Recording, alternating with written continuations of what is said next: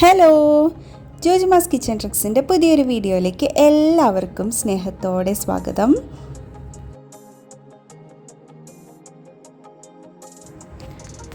ഇന്ന് നമ്മൾ വന്നിട്ടുള്ളത് മാമ്പഴ പുളിശ്ശേരിയുടെ റെസിപ്പി ആയിട്ടാണ്.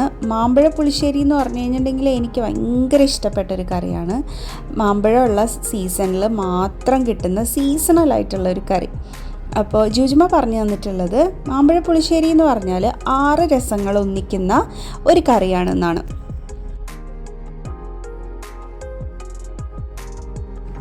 മധുരവും പുളിയും എരിവും ഉപ്പും കയ്പും ചവർപ്പും അങ്ങനെ 6 ടേസ്റ്റ് കൂടിയതാണ് ഇത്രയും മാമ്പഴ പുളിശ്ശേരി എന്നാണ് പറയപ്പെടുന്നത്.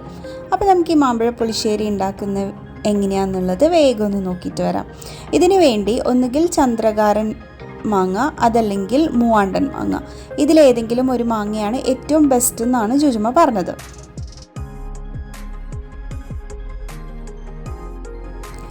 ഇങ്ങനെ മാങ്ങ നന്നായിട്ട് കഴുകി വൃത്തിയാക്കിയതിന് ശേഷം അതിൻ്റെ തൊലി ഇതേപോലെ തൊലി കളഞ്ഞെടുക്കണം.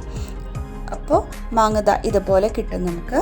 അങ്ങനെ തൊലി കളഞ്ഞെടുത്ത മാങ്ങേനെ നമ്മൾ വേവിച്ചെടുത്തിട്ടാണ് ഈ ഒരു കറി ഉണ്ടാക്കുന്നത്.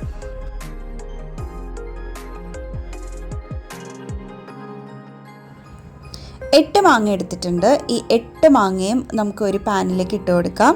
അതിനുശേഷം അതിലേക്ക് ആവശ്യത്തിനുള്ള ഉപ്പ് ചേർത്ത് കൊടുക്കണം. പിന്നെ 1 ടീസ്പൂൺ മഞ്ഞൾപ്പൊടിയും 1 ടീസ്പൂൺ മുളക് പൊടിയും ചേർത്ത് കൊടുക്കണം. ഇതിലേക്ക് നമ്മൾ മുളക് പൊടിയും പച്ചമുളകും കുരുമുളകും അങ്ങനെ എല്ലാ തരം ടേസ്റ്റുകളും നമ്മളിതിലേക്ക് ആഡ് ചെയ്യുന്നുണ്ട്.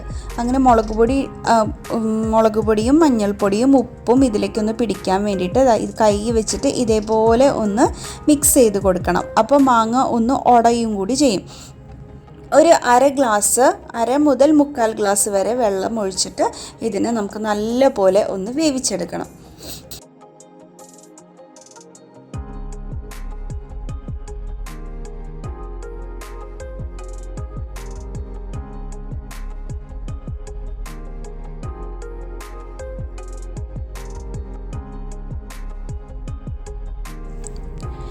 അങ്ങനെ വെന്ത് കിട്ടിയിട്ടുള്ള മാങ്ങ ഇതാ കണ്ടോ, അത്യാവശ്യം ആ വെള്ളം ഒന്ന് വറ്റിയിട്ടുണ്ട്, മാങ്ങ വെന്തിട്ടുമുണ്ട്. അങ്ങനെ വെന്ത് കിട്ടിയേക്കുന്ന ഇതിലേക്ക് നമുക്ക് ഇനി അരപ്പ് ചേർത്ത് കൊടുക്കണം. അരപ്പിന് വേണ്ടിയിട്ട് നമ്മൾ എടുക്കുന്നത് തേങ്ങയും പിന്നെ നല്ല ജീരകവും കുരുമുളകും പിന്നെ പച്ചമുളക് അങ്ങനെയുള്ള കുഞ്ഞുള്ളി, ഇത്രയും ഐറ്റംസ് ഇട്ടിട്ടാണ് നമ്മൾ ഇതിലേക്കുള്ള അരവ് പ്രിപ്പയർ ചെയ്യുന്നത്. ഇത് നന്നായിട്ട് വെന്ത് വരുന്ന സമയത്ത് ഇതിലേക്ക് കുറച്ച് ഉലുവ പൊടിച്ചത് ആഡ് ചെയ്ത് കൊടുക്കണം. ഇത് മസ്റ്റായിട്ടുള്ളതാണെന്നാണ് ജുജുമ പറഞ്ഞിട്ടുള്ളത്. ഉലുവ പൊടിച്ചത് 1/2 ടീസ്പൂൺ ആഡ് ചെയ്ത് കൊടുക്കണം. ഈ ഉലുവ പൊടിച്ചതാണ് നമ്മൾ പറഞ്ഞ ടേസ്റ്റിൽ കയ്പും ചവർപ്പും എന്ന് പറയുന്ന ടേസ്റ്റുകൾ ആഡ് ചെയ്യുന്നത് ഈ ഉലുവ പൊടിച്ചതാണ്. അപ്പോൾ മാങ്ങയുടെ മധുരവും പുളിയും, പിന്നെ മുളക് പൊടി കുരുമുളക് അതിൻ്റെയൊക്കെ എരിവ്, ഉപ്പ് രസം, പിന്നെ വരുന്നത് ഈ ഉലുവയുടെ ഈ 2 കയ്പും ചവർപ്പും. അങ്ങനെയാണ് ഈ 6 രസങ്ങൾ ഇതിലേക്ക് ചേരുന്നത്. ഇനി അതിലേക്ക് ശർക്കര ആഡ് ചെയ്ത് കൊടുക്കണം കേട്ടോ. ആ മധുരം ആഡ് ചെയ്യാൻ വേണ്ടിയിട്ട് മധുരത്തിന് വേണ്ടിയിട്ട് 2 അച്ച് ശർക്കര ആഡ് ചെയ്യണം. പിന്നെ അതുപോലെ തന്നെ പഞ്ചസാര ലാസ്റ്റ് കുറച്ച് ശർക്കര കുറവാണെന്ന് തോന്നുവാണെങ്കിൽ ലാസ്റ്റ് നമ്മൾ പഞ്ചസാരയും കൂടെ ആഡ് ചെയ്യുന്നുണ്ട്. ഇത്രയും മധുരങ്ങളാണ് അതിൽ ചേരുന്നത്. അപ്പോൾ നമുക്കിതിലേക്ക് അരപ്പുണ്ടാക്കാൻ വേണ്ടിയിട്ട് തേങ്ങ എടുത്തിട്ടുണ്ട്. അതിലേക്ക് കുറച്ച് മഞ്ഞൾപ്പൊടി ആഡ് ചെയ്തിട്ടുണ്ട്, കുറച്ച് മുഴുവൻ കുരുമുളക്, പിന്നെ നല്ല ജീരകം, പച്ചമുളക്, പിന്നെ ഒരു 2-3 ചെറിയുള്ളി, ഇത്രയും ഇട്ടിട്ട് നല്ല കട്ടിക്ക് അരപ്പ് റെഡിയാക്കി എടുക്കണം. എന്നിട്ട് അത്യാവശ്യം കുറുകി വെള്ളമൊക്കെ നന്നായിട്ടൊന്ന് വറ്റി കുറുകി വരുന്ന ഈ മാങ്ങയിലേക്ക് ഈ അരപ്പ് ഒഴിച്ചു കൊടുക്കണം.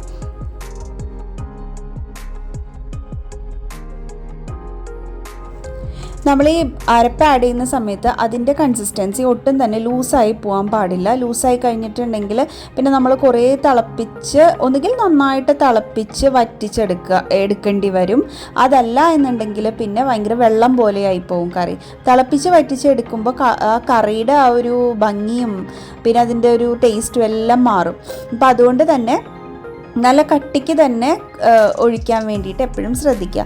അങ്ങനെ ഒരു 2 മിനിറ്റ് കഴിയുമ്പോൾ അതിലേക്ക് പുളിയുള്ള തൈര് അല്ലെങ്കിൽ മോര് ആഡ് ചെയ്ത് കൊടുക്കുക. പുളിക്കനുസരിച്ചിട്ട് നമ്മുടെ ഇഷ്ടത്തിനും കറിയുടെ ഒരു കൺസിസ്റ്റൻസി ഭയങ്കര ലൂസ് ആവാതെയും ഉള്ള കണക്കിന് വേണം തൈര് ഒഴിച്ച് കൊടുക്കാൻ വേണ്ടിയിട്ട്.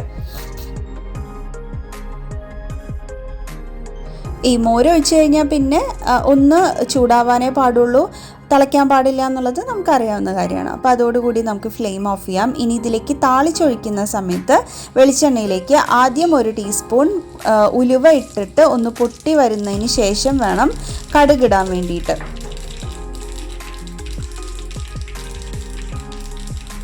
ശേഷം 2-3 വറ്റൽമുളക് ഒന്ന് കട്ട് ചെയ്തിട്ട് ഇതിലേക്ക് ഇട്ട് കൊടുക്കുക. ലാസ്റ്റ് അതിലേക്ക് കുറച്ച് ഫ്ലെയിം ഓഫ് ചെയ്തിട്ട് കുറച്ച് മുളക് പൊടിയും കൂടെ ചേർത്ത് കൊടുക്കണം. അത് കറിക്ക് നല്ലൊരു കളറ് വരാൻ വേണ്ടിയിട്ടാണ് ലാസ്റ്റ് ഫ്ലെയിം ഓഫ് ചെയ്തിട്ട് മുളക് പൊടി ആഡ് ചെയ്യുന്നത് കേട്ടോ. കറിവേപ്പിലയും കൂടെ ചേർത്ത് കൊടുത്തിട്ടുണ്ട്. താളിക്കാൻ വേണ്ടിയിട്ട് ഇത്രയും ഐറ്റംസാണ് നമുക്ക് വേണ്ടത്. അതിനുശേഷം കറിയിലേക്ക് നമുക്കിത് ഒഴിച്ചു കൊടുക്കാം.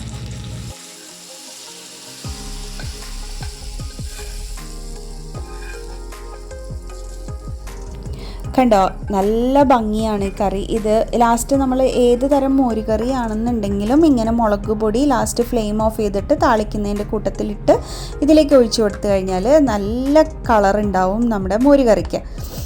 പിന്നെ ഇതിൻ്റെ കൺസിസ്റ്റൻസി ഇതാ ഇങ്ങനെയാണ്. ഒട്ടും തന്നെ ലൂസായി പോകാൻ പാടില്ല. ലൂസായി കഴിഞ്ഞാൽ അതിനൊരു അത്രയും നല്ലൊരു ടേസ്റ്റും ഉണ്ടാവില്ല. ഇങ്ങനെ ആയിരിക്കണം അതിൻ്റെ കൺസിസ്റ്റൻസി. ഇതാ നമ്മുടെ മാമ്പഴ പുളിശ്ശേരി റെഡി ആയിട്ടുണ്ട്. ഇത്രയേ ഉള്ളൂ. നല്ല ടേസ്റ്റി ആയിട്ടുള്ള കറിയാണ്. എന്തായാലും നിങ്ങൾ ട്രൈ ചെയ്ത് നോക്കുക. ഈ ഉലുവയുടെ സ്റ്റെപ്പ് മറക്കാതിരിക്കുക. എന്തായാലും ട്രൈ ചെയ്യുക. അപ്പോഴാണ് കറക്റ്റായിട്ടുള്ള അതിൻ്റെ ടേസ്റ്റ് കിട്ടുള്ളൂ.